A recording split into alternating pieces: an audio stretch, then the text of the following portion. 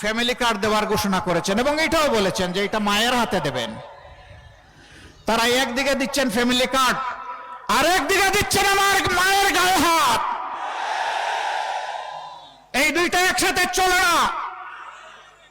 আমরা অনুরোধ করব, নিজের মাকে সম্মান করুন। যদি আপনি নিজের মাকে সম্মান করতে পারেন তাহলে গোটা মায়ের জাতিকে আপনি সম্মান করতে পারবেন।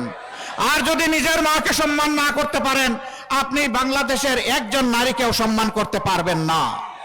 আজকে বিভিন্ন জায়গায় হামলা শুরু হয়েছে, মাথা গরম হয়ে গিয়েছে। মাঘ মাস, আরে ভাই এখন মাথা গরম হলে চৈত্র মাসে কি করবেন? একটু ঠান্ডা রাখেন না।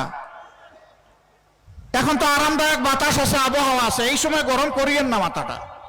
জনগণের রায়ের প্রতি আস্থা রাখুন।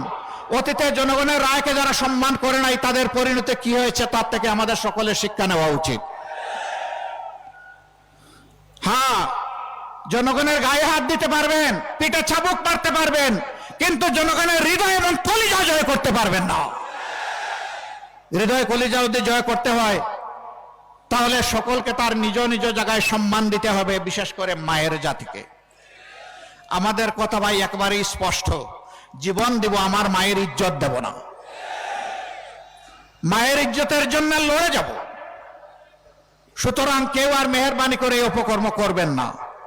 যারা করেছেন তওবা করেন, সংশ্লিষ্ট ব্যক্তির কাছে মাপ চেয়ে নেন। তিনি চাইলে মাফ করে দিতে পারেন, আল্লাহ আপনাকে মাফ করে দিতে পারেন।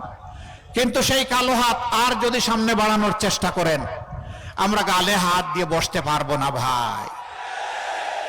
পায়ে পাড়া দিয়ে মুখের উপর ঠুটের উপর ঘুষি মারবেন আর বলবো যে এবার কানটাও ছিঁড়ে নেন, এই কাজ হবে না। বরঞ্চ সমান ওজনের হিসাব নিকাশ আপনাদের দিকে ফিরিয়ে দেওয়া হবে। আমরা কারো পায়ে পাড়া দিয়ে ঝগড়া বাঁধাতে চাই না, কিন্তু কেউ ঝগড়া বাঁধাতে আসলে ছেড়েও দেওয়া হবে না। পারবেন আপনারা?